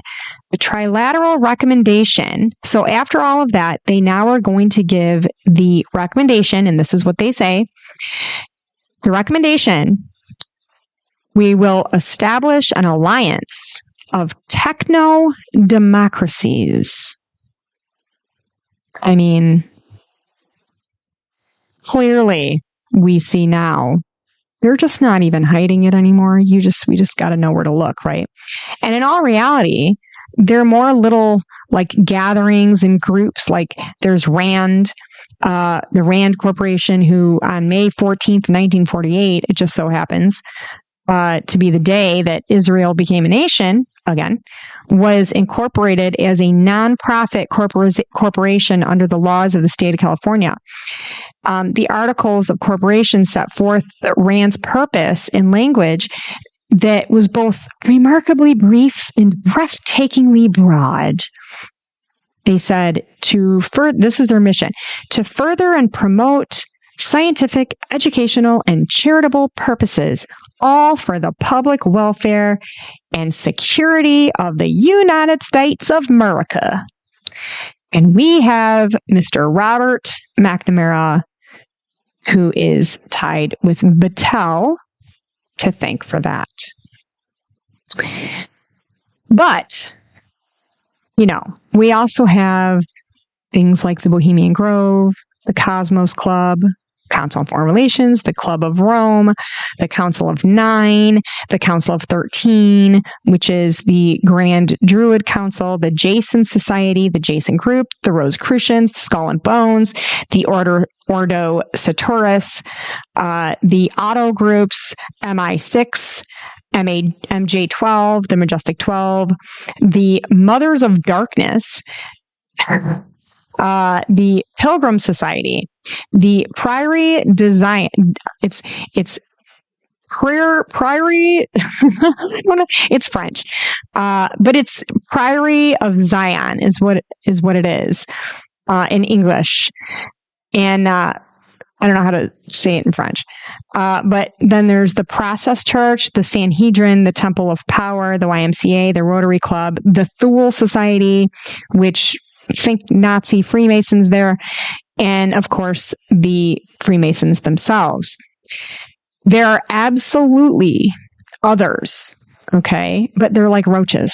If there's one, if they're in one, they're like they're in all of them, and the chances that they hold a position of extremely high rank is quite high. Otherwise, they are just, they're just getting into it to hang out and kick it with some bros. You know what I'm saying? Unless they're part of the Mothers of Darkness, then they're, mothers, I guess, of darkness. Anyway, I feel like they all have like little 2-year-olds running around screaming, no, no. I'm sorry. But I feel like they have high ranks, especially if they're, they're trying to like keep it super secret. If they really have given their life to it and they're constantly going to meetings and they're just, I think maybe that's something to be concerned with. But if they're just going to hang out, I don't think that that's a thing. But what is their job? What is their job exactly? So the Rothschilds are the figureheads behind all the planning of the 3 wars, right? There's 3. There's others involved, but I kind of feel like they're the face. They're the face of the whole thing. You hear Rothschilds, you hear Rockefellers. They are the figureheads, and so the 2 wars, World War I and World War II, they allowed them to achieve their goal in weakening their competitors and lend money to nations who need it. They played both sides of the fence. It just so happens that 70% of the gold mined by mankind was turned into the dollar and the international reserve currency, the main money of the planet. And on the government website, this is on history.state.gov, you'll find information on the Bretton Woods system. Technically, in my opinion, already a one world currency. But here's what happened. So during and immediately after the Second World War, the United States and the United Kingdom, along with some other allied nations, engaged in a series of negotiations to establish the rules for a post-war international economy. The result was the creation of the International Monetary Fund and also the World Bank.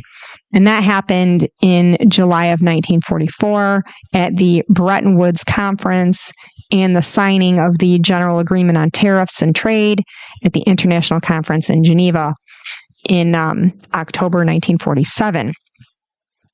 So it took about 3 years or so to get it all in order, but it's in order and they are hanging out. The IMF is definitely in cahoots with the World Economic Forum.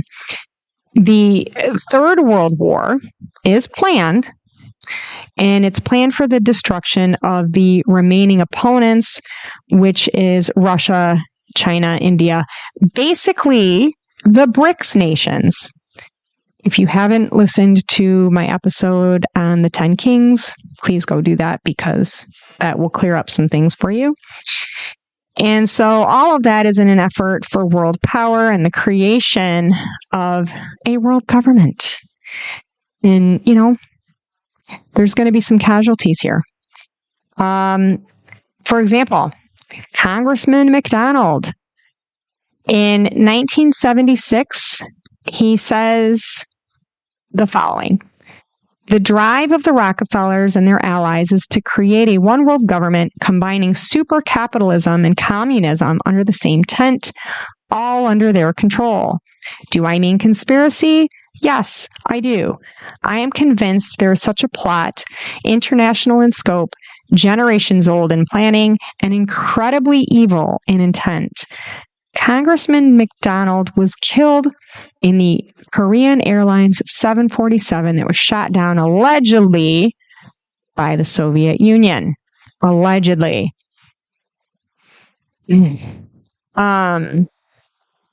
Nevertheless, all those passengers are all gone. 1,300 companies. New Scientist magazine did a study and published a long time ago, October 19th of 2011. And they dug deep and they found that 147 of these companies were all owned. They all owned, so out of the 1,300, 147 companies owned all of the 1,300. And that was less than 1% who were controlling the 40% of the entire network. So basically the top 20. And at the time, that included Barclays, Chase, Goldman Sachs, and the list goes on. But for the most part, they're all financial institutions. And that was 13 years ago. So just think of all the mergers and things like that in, you know, the time that's gone by. They've done quite a bit. I had a pretty tough time trying to scour the internet to really find a decent source on who these family bloodlines were. They seem to be different on different sources. And so I sort of attributed this to the very reason that they don't technically inherit anything from their family members. The undertaking of their wealth is just assumed, okay, which is actually illegal, by the way. But rules for thee, not for me, I suppose. And so this way, you know, if someone passes away, they don't have to report anything. They don't have to report anything. They don't have to pay taxes on capital. Everything is just hidden. So technically, no one really knows how much they are worth and how much they own. I guess when you create the Federal Reserve, you can do that, I suppose.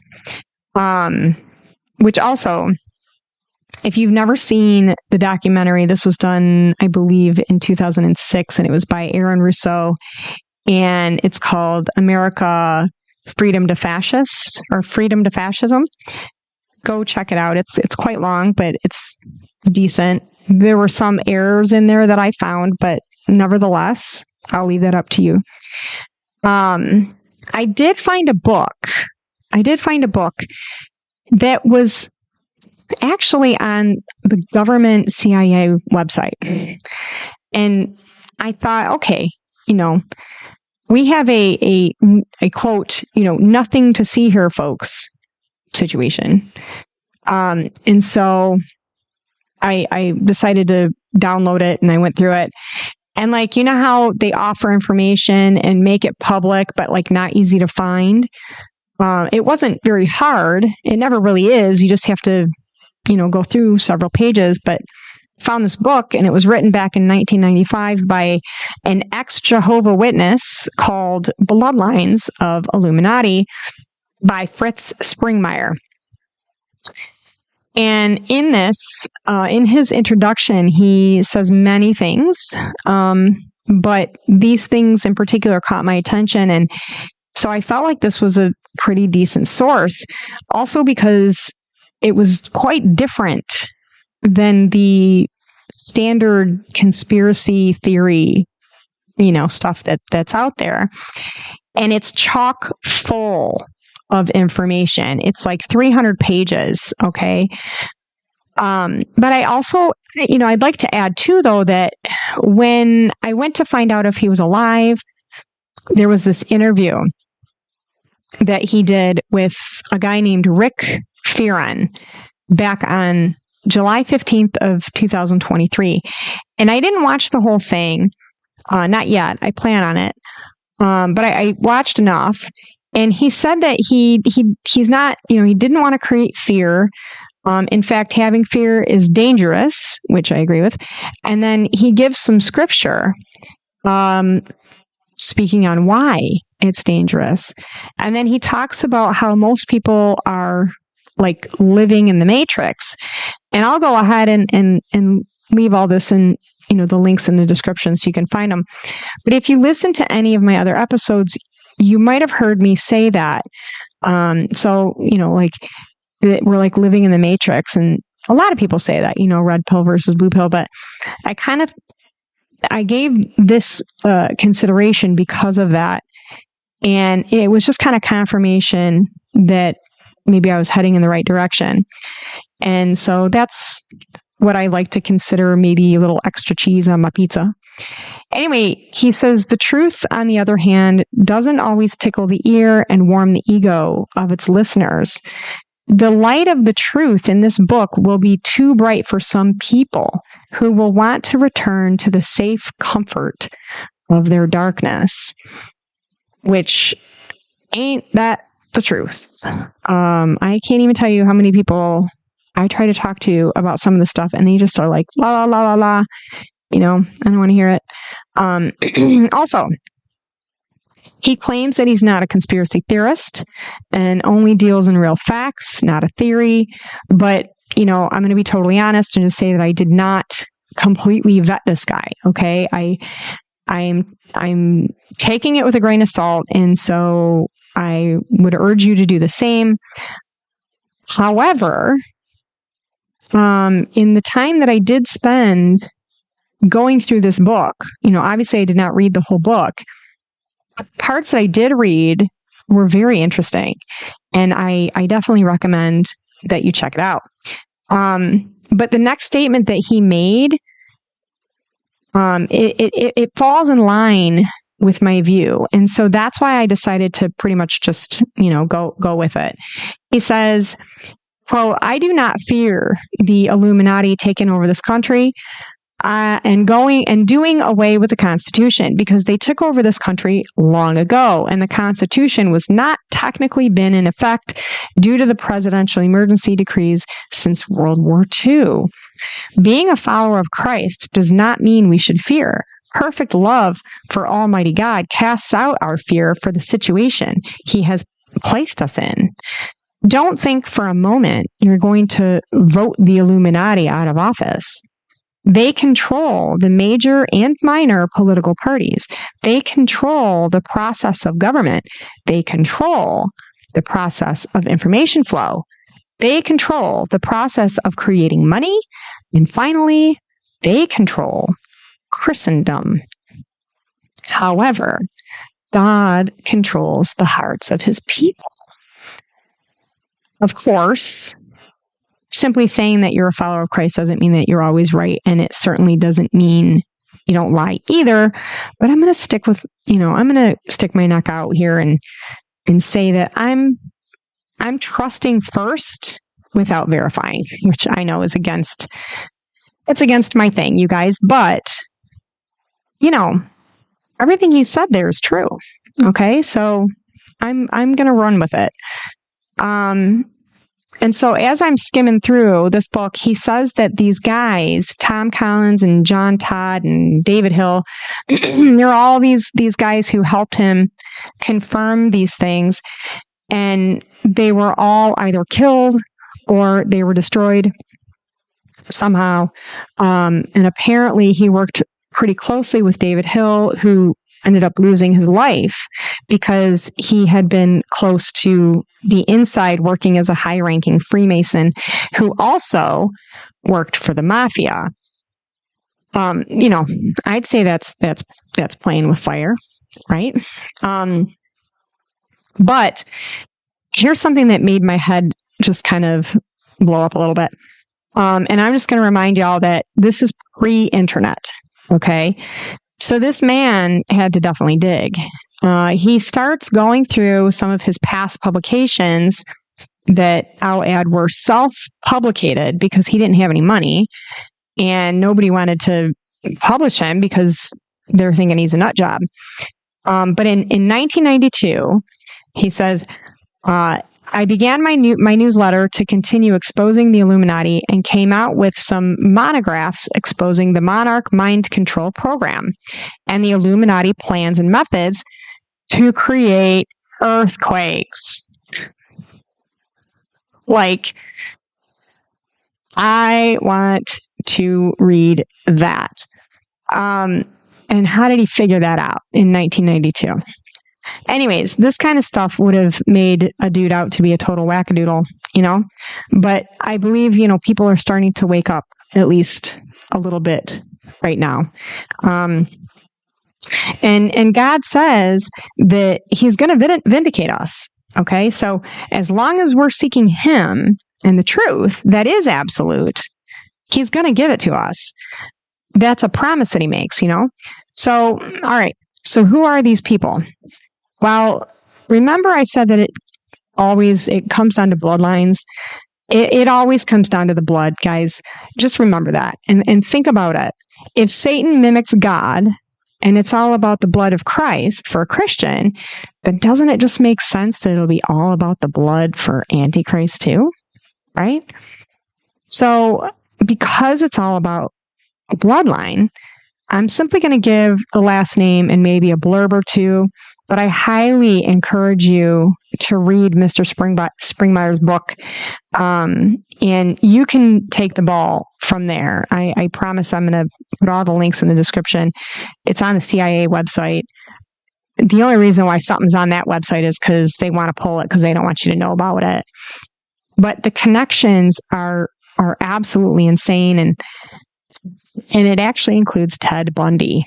Okay, who, knowing what I know about the occults and the Illuminati, in my opinion, I think that Ted is as much of a victim as he is a psychopathic serial killer.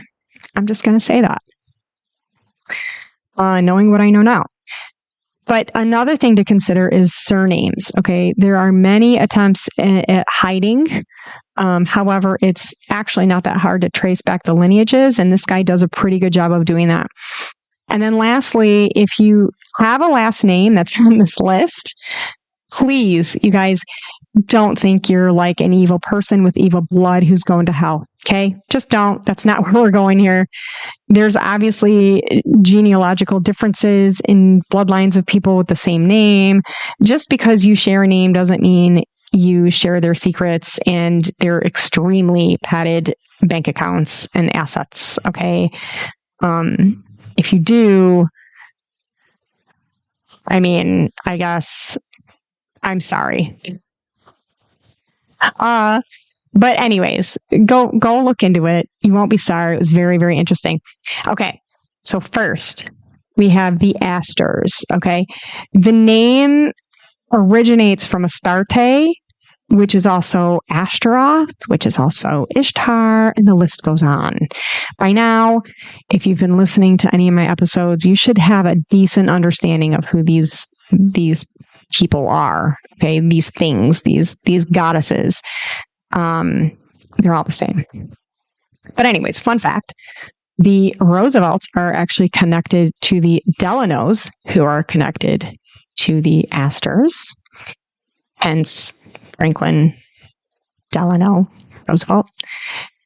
Jacob Astor, not the original Astor, but he was one of the naysayers on the Federal Reserve and on board the Titanic when it sank. And at 30 years, her senior married 19-year-old Sarah Todd. So Todd happens to be a surname of Collins, and you will get into that in a minute.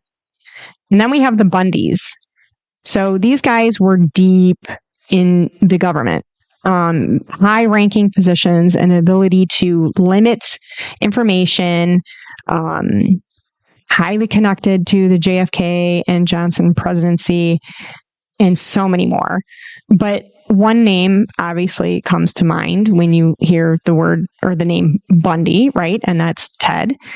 And so he was actually adopted into the Bundy family. And I believe that he served as sort of a Manchurian candidate, if you will. And maybe, he went rogue and just really didn't know what he was doing. But if you read the book by Elizabeth Kendall, it's The Phantom Prince, My Life with Ted Bundy. And that's his girlfriend at the time. And she talks about his behavior, and upon my research of satanic ritual performed in the Illuminati, the things that he did mimic much of what we see in these rituals. The Illuminati start these kids out at a very young age, and it becomes normal to them. And they're made to do things and get triggered, okay? And it gets to a point where they do things on command without any self-control. And Bundy himself goes on to say, he says there was this force that was making him do horrible things, and he didn't know what it was. And so Collins is the next one. Also many surnames that actually go back to the Rothschilds, as well as Putnam and Todd. I didn't go too deep into it because apparently there's a man named John Todd who was framed and actually thrown into prison here in South Carolina by the Illuminati because of the fact that he tried to blow the whistle on this stuff. And he was one of the guys that worked with Mr. Springmeyer on this book. And then there's the DuPonts. This is self-explanatory. I'm sure you've heard of them. These people are all intermarried, and actually they're starting to have some DNA issues, just saying. Also, there's one guy who actually went to prison for attempted murder. I believe he was a coach or something like that. And then we have the Freemans. The Freemans. This is a surname for the Merovingian bloodline.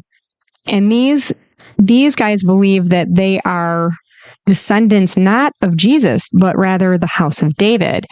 They are part of the Priory of Zion, and they are the ones who initially set up the Knights Templar and and part of the Freemasons of the Scottish Rite as well, along with the Rosicrucians. They have resurfaced here and there. There was a resurface in the 70s and 80s, I believe, but they've generally done a pretty good job at hiding in the shadows. The Kennedys, I think that's also pretty self-explanatory. However, this web is steeped like very deep in Illuminati ties. I honestly didn't even want to say this because it just leaves a ton of open questions, but the Onassis family has its own ties to the Illuminati, and the Kennedys are connected to almost every name on this list, and it goes way back to their heritage in Scottish royalty. Obviously, there's Freemasonry there too. There's Freemasonry in every single one of these lines, by the way. But I kind of just figured that was, a given. And then obviously we have the Onassis family. And I already went there, but go for it. Next, we have the Lee family. This family actually originated in China. And honestly, the web here was also extremely vast. They're literally everywhere. And because of their name, it's so common. They have their hands in all of the pots. They're tight with the Rockefellers, the Rothschilds, and also the Morgans. I highly recommend jumping down that hole when you have lots of time. Also, there's the Russells. All I'm going to say here is that they're connected with the Mormons, the Jehovah's Witnesses, lots of secret societies. They're in control of the churches, and the Clintons. Then we have the Van Dynes. Think Planned Parenthood here, okay? And then look at all of the people. If you go on to Planned Parenthood, and you look at all of the people that donate money, you will see some things. But check out the Van Dynes. The Merovingians, now this is the bloodline that is so extensive in its many branches that its membership takes in many of the presidents of the United States, including George Bush, George Washington. It's kind of hard to tell just how interwoven the seed actually is. But in my opinion, just based on the basics, I'd go into the tribe of Dan with this one. And then we have the McDonald's. And all I can say about this one is that you're going to have to do your own research here. It's very vast. And although it starts with burgers, it doesn't stay with burgers. The burgers aspect of it, that's Ray Kroc. Ray Kroc is your guy there. But the McDonald's in and of themselves, they are definitely a thing. The Krupps. Okay, guys, this is another one that you're going to want to check. I mean, you're going to want to check out all of these guys. Okay, this, like I said, this book, and you can fact check it. You know what I mean? That's what I'm going to do. 13 hours up to Michigan. This is what I'm going to be doing. But apparently there were ties with Hitler and his war machine. There are currently empty camps and guillotines involved. But, I'm going to be totally transparent and say that I did not verify that. Okay. What I do know is that there's a connection between the Krupps and the Tell. And I will just leave that right there. No list would be complete without the Disney line. Okay. We have Disney. And this one, I mean, is self-explanatory, but if it's not, go back to my first episode and you'll get a good taste of what that's all about. But I'm not joking when I say that the extensive research done by Mr. Springmeyer on this was so in-depth and so interesting. It's something that you definitely want to, you're not going to just find it on the internet unless you're really digging and looking for it. Some of the stuff in there, I mean, it took up a solid amount of this book. And then, of course, we have the Rockefellers. What I found interesting here is that not only can their line be traced back to Germany, but the real money came with an oil company called Standard Oil. So I came across a stock certificate by Standard Oil that was issued in 1878. And they look like eerily similar to the Federal Reserve dollar notes that actually weren't printed until 1918. And when you look at the history of how the feds came to be a thing, you would see that it all starts at Jekyll Island in 1912. The act is signed in 1913. And then the 12 regional Federal Reserve banks are opened. But it doesn't really start taking traction until the silver coins are taken out of circulation. And it's actually not until 1933 when Roosevelt signs several executive orders banning the hoarding of gold, all in an effort to get the gold out of the system.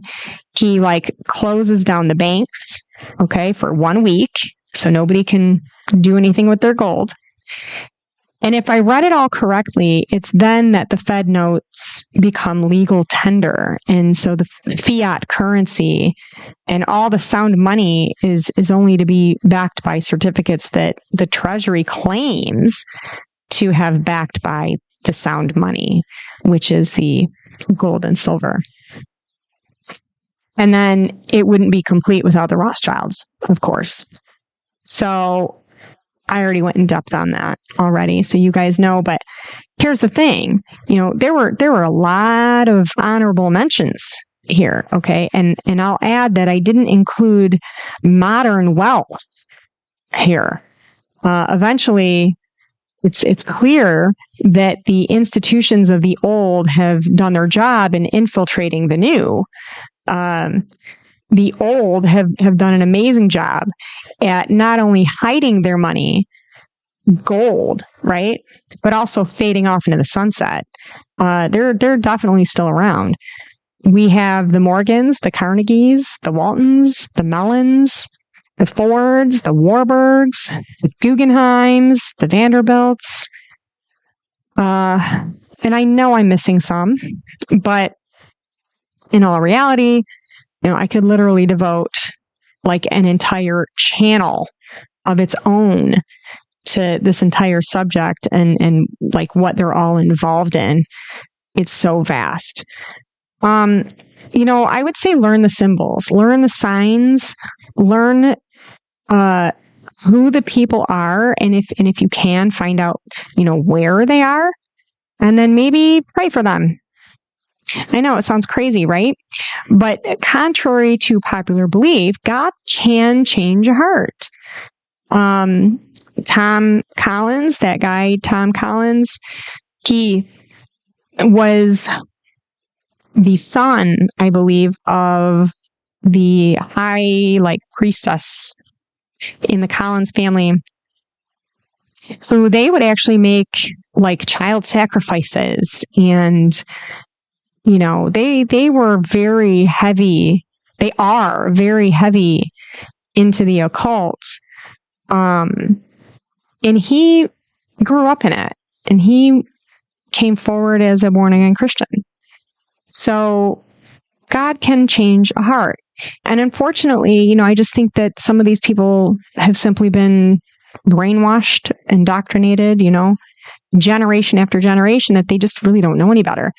And for instance, maybe one of these peeps are just over there, taking a break from their richness, their rich life, and they're just over there reading Cosmo and come across this article called Satanic Temple's Abortion Clinic. And this is just a portion of what is said, but I suspect that, when you grow up in that environment, it all seems normal.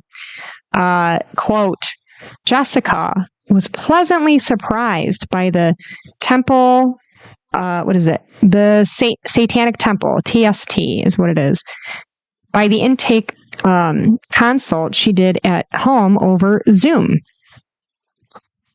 The experience was just very supportive, she says. I think that's the biggest thing. They really reinforce that this is your decision and your choice, and that you are supported. She listened with curiosity as the nurse described the optional ceremonial aspects of the satanic abortion ritual. First, you find a quiet space. Bring a mirror if you can. Just before taking the medication, gaze at your reflection. Focus on your personhood. Hone in on your intent, your responsibility to you. Take a few deep, relaxing breaths. When you're ready, read the following tenet aloud. One's body is inviolable, subject to one's own will alone. Take the medication and immediately afterward recite, beliefs should conform to one's best scientific understanding of the world.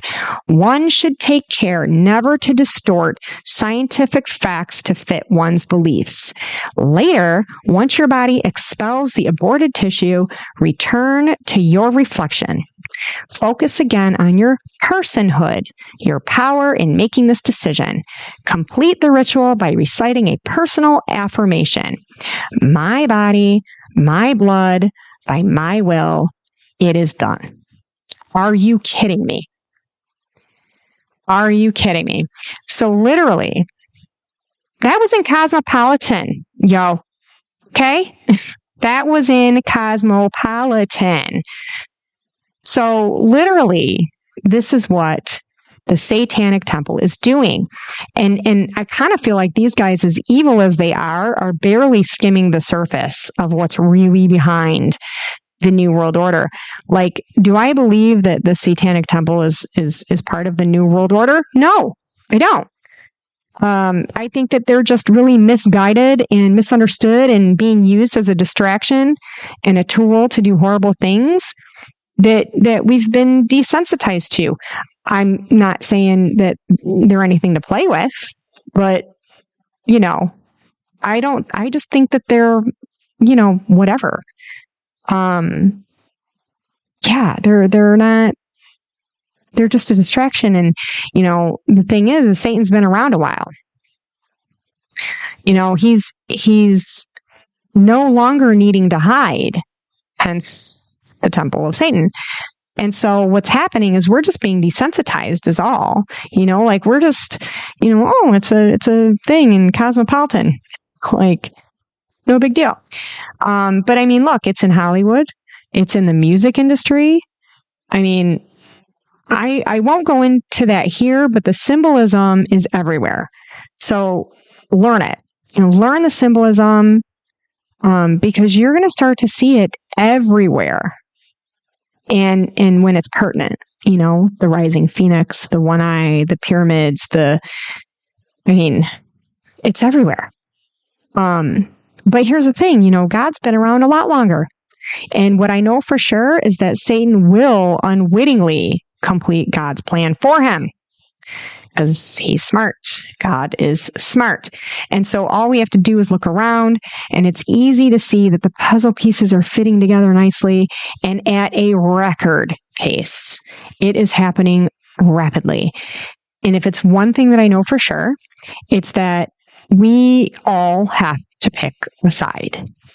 If you are talking to someone and you know what side you're on, and they don't, well, there's a pretty good chance one of you is going to hell. So I'm just going to leave that right there.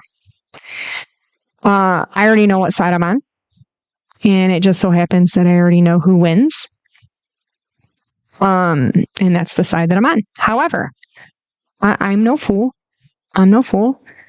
Although my constant prayer is that the scales would fall from the eyes of every single person who listens to this podcast, that they would ultimately just surrender and just give their lives to Christ, no matter what it is, okay, that they're fighting, just give it over. However, I know that not everyone who hears these words serve the same God that I do.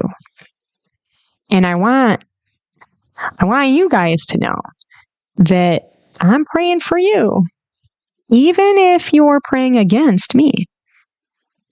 And I believe that God can change a heart. And so here we are, right? We're at the edge of a civil war. We're definitely in World War III. Nobody will say it, but we are. And the New World Order is certainly completing their agenda day by day, while, not even hiding it. But here's the thing, there is hope. There is hope. First of all, we're not to be scared. But how do I know? How do I know that there's hope, right? Because the Bible can be proven. It can be proven, and this is what it says, John 16:33. These things I have spoken unto you, that in me ye might have peace. In the world you shall have tribulation, but be of good cheer. I have overcome the world. That's good news, And so based on what the Bible says, we're almost out of time. We're almost out of time. Revelation. I mean, we are, in my opinion, second seal's done. Third seal, it's headed our way. That's famine, and that's what happens at wartime. Okay, and so it's happening, and it's happening quickly, and none of us are guaranteed our next breath. The Bible says every knee will bow and every tongue will confess that He is Lord. And so which side do you want to be on when that happens? Don't wait too long, dude. Don't wait too long. Just open up that door. Open up that door. I think my guy probably brought some Detroit style this time. You know, he's hungry. He wants to eat. Go eat with him. Let Jesus in and eat with him. Okay. That's it. That's it for today, you guys. Thank you so much for being patient with me while we go through this move and go through this transition. I know that this was kind of a weird episode because there's so much to unpack and there's a lot going on. But just remember that we win. And I'm going to give you this verse, the verse of the day. It's Psalm chapter 2, verses 1-7. And there's a hint here. While these turkeys are all out there plotting their secret moves, God is laughing at them. He's laughing. Okay?